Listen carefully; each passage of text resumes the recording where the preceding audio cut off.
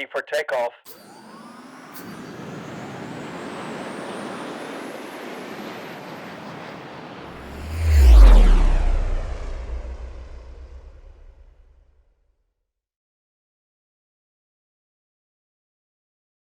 So, hello everyone, my name is Ratnadeep, and the topic that we are going to discuss is writing Ruby, just not in English. I'm rtdp on Twitter, so you can connect there. I'm also a digital nomad, and what that involves is going to places like this, which is at 18,000 feet.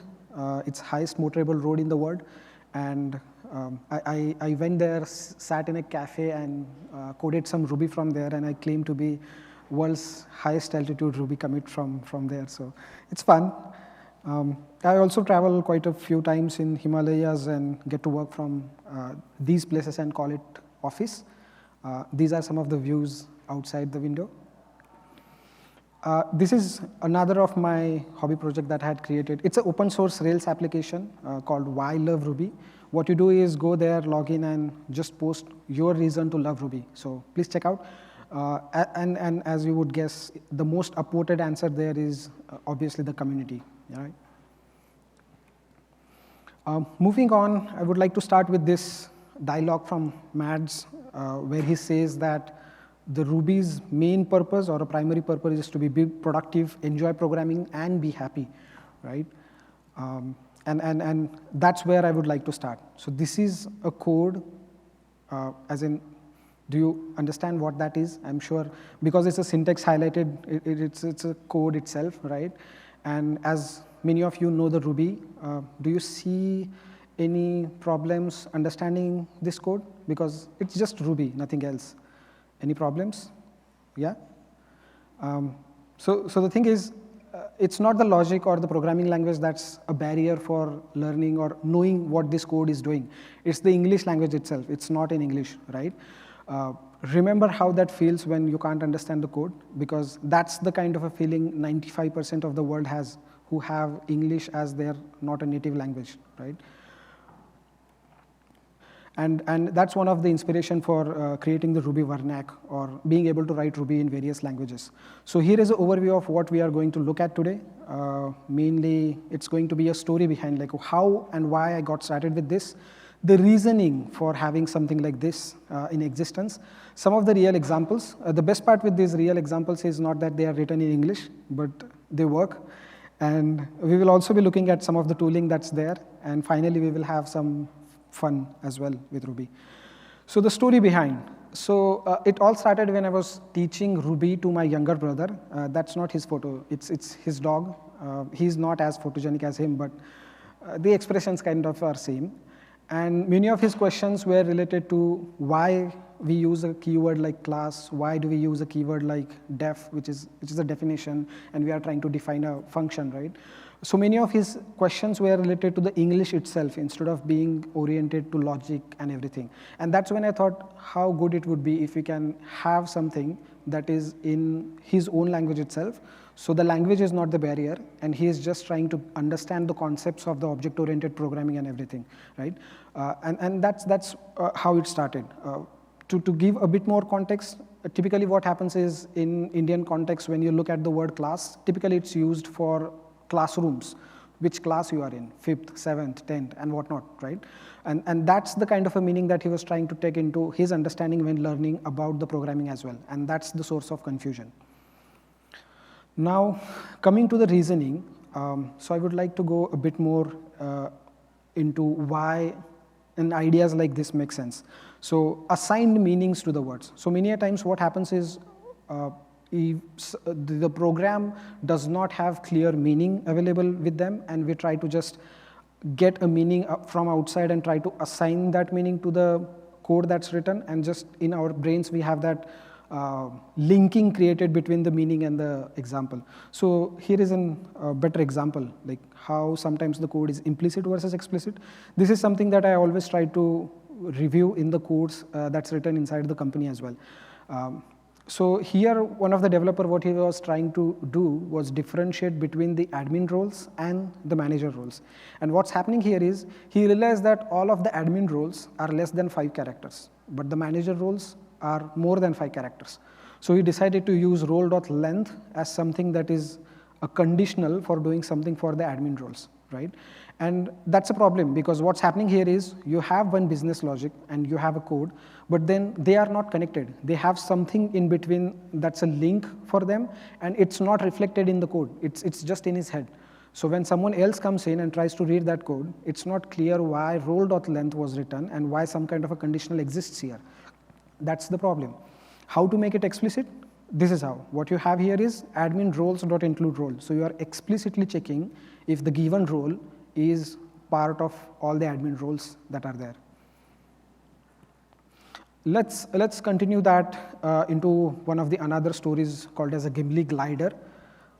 So this story is from 1983, when there was one flight between Montreal to Edmonton, and this was Air Canada flight, Boeing 767. This was a newly added, most advanced plane of that time, introduced by Air Canada. And one of the challenges with this plane was that the crew and everyone was pretty new with it. So 2 of the pilots who were flying this plane, they had lots of years of experience, but with this particular plane, they had just 75 hours of total combined flying experience. What happens is, as they complete 50% of their journey, and at that point they see there is an alarm going on for the lack of fuel pressure on the left side of the engine. So they try debugging everything, they couldn't recognize what's the problem, and then suddenly the left engine stops. So they call the Mayday, they get in touch with the air control and find the closest airport where they can land. And they find one, they start their journey towards that. But then immediately in next couple of minutes, they also have another of their engine going shut off. Now all these pilots are trained at that time for flying a plane with a single engine. But the case or the situation here is they don't have any engine running, and that's not the situation that is trained at all for the pilots. So what they have is an inert object in the sky that's just falling, and because it has aerodynamic shape, it's just gliding, right? As the luck would have it, of the 2 pilots that are there, one of the pilot is an ex-glider pilot, and so he knows how to navigate the things when they don't have the engine or power. So he tries all his luck to try and navigate in that way.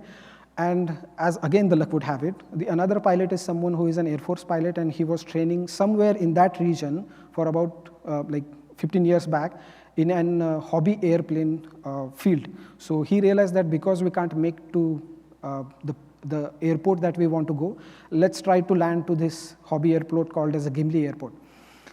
It's a 15-year-old story, so he did not know that that airport is actually now converted into the strip race. So they try everything. Finally, they reach closer to that airport. Because they don't have a power, they don't have a way to open up the landing gear, so they try something called as a gravity fall, and that way they just open up the hatches and the landing gears fall. For the rear gears, they fall and lock in place because those are heavy, but the front gear isn't that heavy, so it doesn't fall and lock, it just remains open. And until that point, they even don't know that, so they still continue with that. They try more gliding maneuvers to make the speed lesser and lesser and reach the landing strip in a certain time. Just as they were about to land, they saw that there are children playing on that. There is a holiday racing events going on that place as well. And they start landing, and because they don't have the front gear, the nose drops to the surface and it keeps on dragging. Again, that's an unlucky accident as well, because that rather helps them to slow down faster and just stop a couple of meters away from the children who are playing on that strip. And this is how the scene was. So they land that plane successfully. There are about 66 passengers on the flight, and everyone gets out successfully without any injuries. So we can call that as a successful failure, maybe, which is a famous word here in Houston, right? And as no one is injured, we are kind of allowed to make jokes about it. So they start all of the postmortem onto that incident to see what happened and what caused this issue. And what was the issue? Finally, this was the issue, the kilos and the pounds. So this new airplane that came into the Air Canada's fleet used a metric system, while previously they were using imperial systems.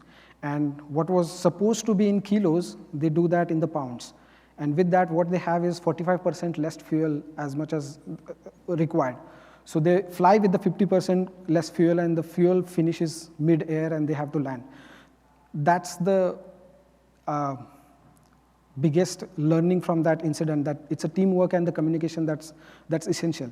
Like imagine there is an afterlife, you die, you wake up in your afterlife, and what you realize is it was just an arithmetic error that caused you to die. I mean, how stupid that would be, right? So we also have such incidents in our own Ruby world and the Rails world. For example, many of you old programmers might remember that there was a conversion or a renaming of the before action to the before filter. This was again in pursuit of finding the meaning itself, right? Because the before action wasn't as convincing versus before filter seems more natural to it. Now this did not add any new functionalities, it was just a simple renaming for correct meaning of the words, right? But then I'm sure many of you remember how much problem it was when the time came to upgrade the Rails applications. You have to go through all the code base and change this every place to get it working. Same thing was there with the RakeDB migrate and the Rails DB migrate as well. Again, no new feature was provided by this, but again, this was done for the consistency and the meaningfulness. So yeah, basically I want to come to the point of pursuit of meaningfulness that's there in our community as well, right? And this is much more evident when you look at the community and the kind of a DSLs that we have, domain-specific languages, may it be RSpec or Shuda, which are written in a such a way that are more and more meaningful. So let's look at some of the real-world examples. For this talk, what I have done is created a couple of Spanish examples that we can look at. So yeah, here is the first one. So what we have is a simple hello world program that everyone writes in Ruby. What we have is the Spanish translation of all the words that's there. To create such a program, I had to work quite a lot and write lots of code, but I mean, that's not true. To get such a simple translation, it's very easy because at the end of the day, Ruby supports the UTF-8.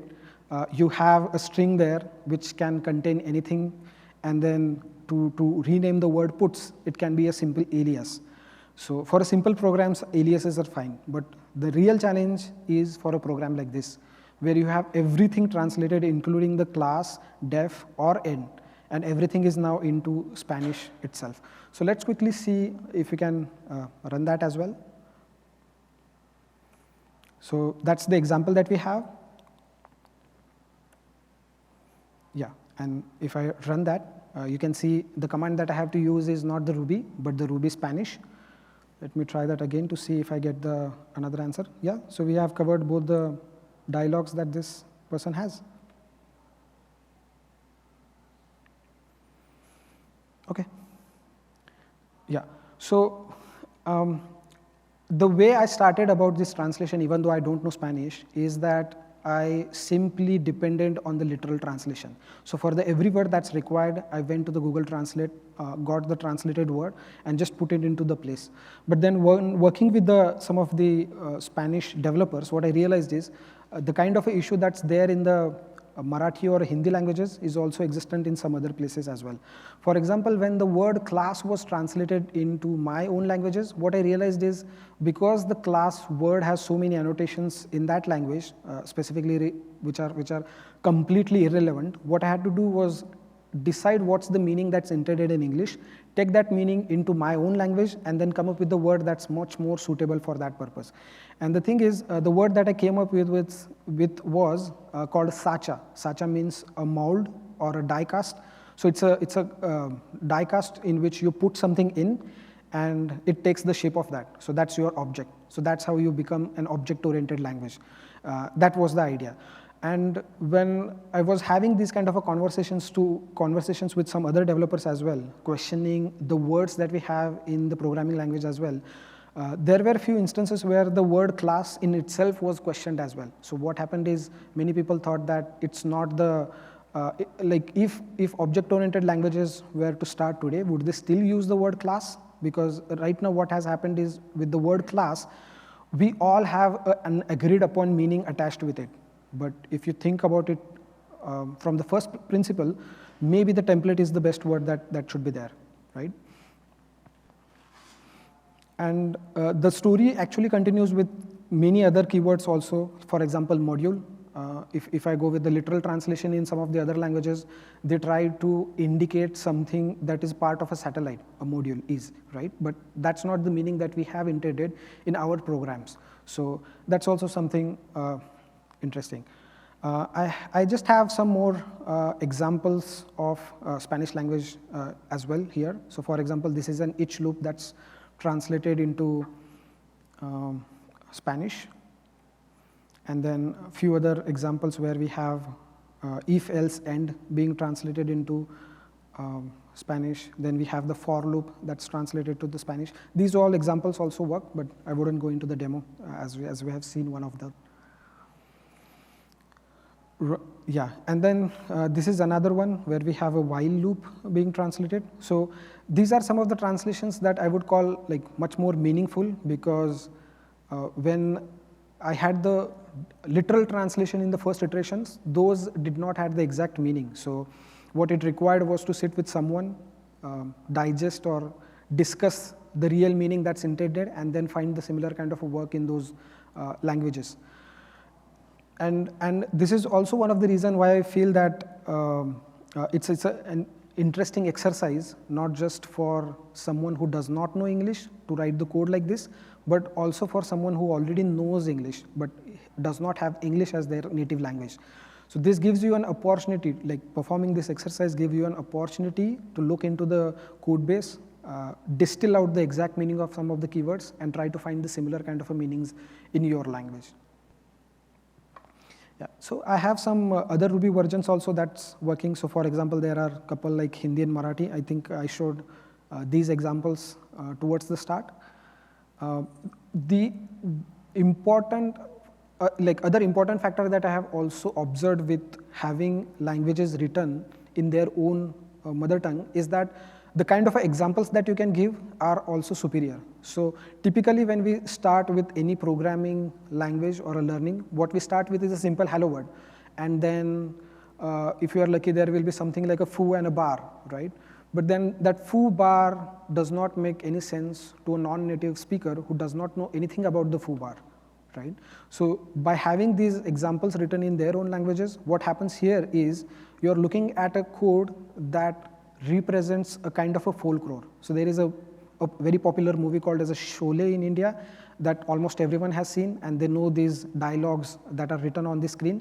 So when I try to present that to the audience, it's much more entertaining, and that's why it's much more educational as well. Same thing about some of the other examples here as well, that you could take up some of the local games, short games, board games, fun games, and try to convert those into the programs. And it much more makes sense or feels entertaining to interact with that. These are some of the other examples that have been contributed by some of the other volunteers in Malayalam and Tamil. Yeah, this is also an example where I also don't understand that and have to be as clueless as everyone else here is, right? Now, looking at the tooling, so what does it take to create this? So there are just 2 gems. If I have to run the Spanish language, there are these 2 gems that you need to get and start doing it. The first gem is where you start, Ruby Vernac parser. So what it does is it creates the Ruby Vernac Spanish gem or any gem that you are looking to create. So you just give a simple command and tell it which language you are looking for. So if I say Spanish, it will generate Ruby Vernac Spanish. If I say Portuguese, it will generate Ruby Vernac Portuguese. And apart from creating the structure for that gem, what it also does is it loops through all the keywords that we have. It loops through all the standard classes library that we have. It again loops through all the classes, their public methods and instance methods, and then lists them out in a certain files. And the next step after that is that it does the API calls to the Google Translate and pulls in all the literal translations from the Google, right? So as soon as you run this command, you have the Ruby Vernac Spanish ready for you, that's executable, and it also has all the Spanish translations available in it.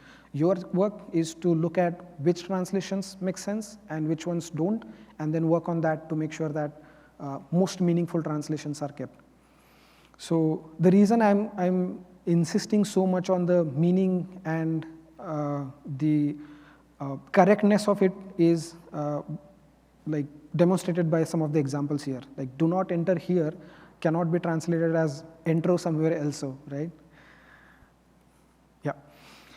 Coming to the goal of the Ruby Varnac. So the goal of the Ruby Varnac is not to replace the production code with whatever mother tongue based language that you want to have, but instead it has like two purposes. First is, if you don't know English, you don't have to learn English to learn the programming.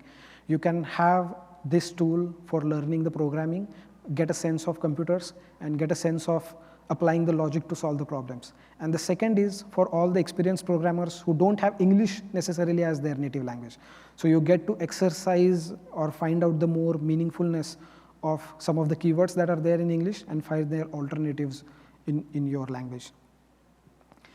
Now, lastly, coming to the part where we wanted to have a bit of a fun with Ruby. So that's Aaron Patterson. I'm sure most of you know about him. A very funny guy. I try to be as funny as him because I know I can't be as smart as him, right? So he wrote a gem called as a mini test emoji. And what it does is, if you use mini test along with mini test emoji, your tests look like this. So instead of having passing tests as a dots and then failing tests as these emojis, what you can have is everything shown in the emojis itself, right? So that gave me an idea for Ruby Varnac emoji. Remember that Ruby Varnac parser gem I told? So I just created a new Ruby Varnac with for emojis. Obviously, Google Translator can't help with the emojis, but this allowed me to write this code, which is a code that's entirely emojis. And the best part is it works. This is a valid Ruby code. So that monkey is a class, and then you have a smiley face, that's a class name. And then the another monkey, I would like to call that as a child monkey, that's the method. And then you're defining a musical note, and there is a speaker, there is a string. The end keyword is pretty obvious here, no guesswork required. And on the line number 11, what you have is a variable being declared. So we have a class.new. I was looking what could be the best emoji for indicating the new keyword. I couldn't find anything, so I went with the New Zealand's flag. And then lastly, you just call wine glass dot musical note, and then this code also works. As you can see, if you run that, it will print the string that's required. Okay, so I would like to thank all the contributors and some of the volunteers who helped me with translations related help. Daniel, Julia, Spartaco, thank you. Yeah, so if you want to play with this, tweet me. Thank you. Thanks for attending the talk.